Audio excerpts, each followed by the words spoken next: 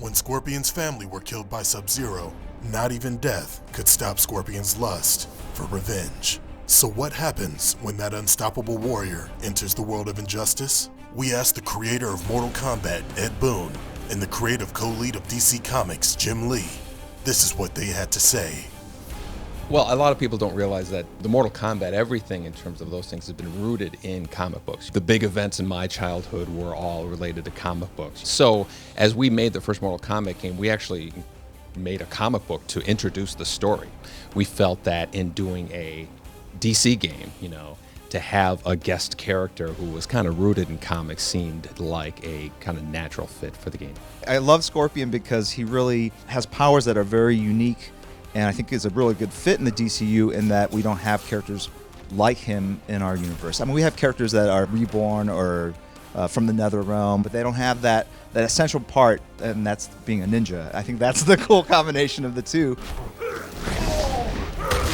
We certainly thought that Scorpion belonged in the gadget character. He can't lift up a car like Superman, but he's very agile. He's a ninja. He can jump all over the place. So that seemed like a natural thing. And then we kind of had to dial down the blood.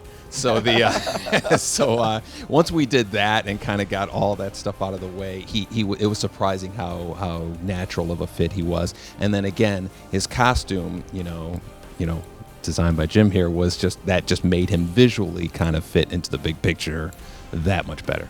Whenever I redesign anything, and obviously, I knew that you would be seeing the design, of course, and so that adds another level of pressure. But I basically Googled every version of the costume, and then I actually Googled like real Scorpions. I'm sure that your designers did the same, and try to think of other ways to bring those visual elements to a design, but still being true to what you guys had done. So I kind of envisioned a kind of a Scorpion skeletal kind of armor overlay on top of the character. I love that design. Oh, thank you. When we saw the design of Scorpion with the scorpion on his chest, part of us was like, oh, why didn't we think of that? And then another part was just kind of like, what a fantastic way to get him in. Just the idea of having Jim design one of our Mortal Kombat characters is just such a perfect full circle moment for us.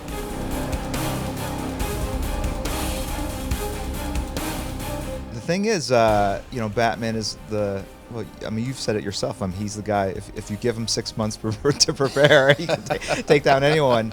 But Scorpion, can he truly be killed, though, really? If you put them together, I just, growing up with Batman, I think it would be a little arrogant to say that a character I was helped in creating would beat Batman. So I'd have to say Batman if I had to choose one.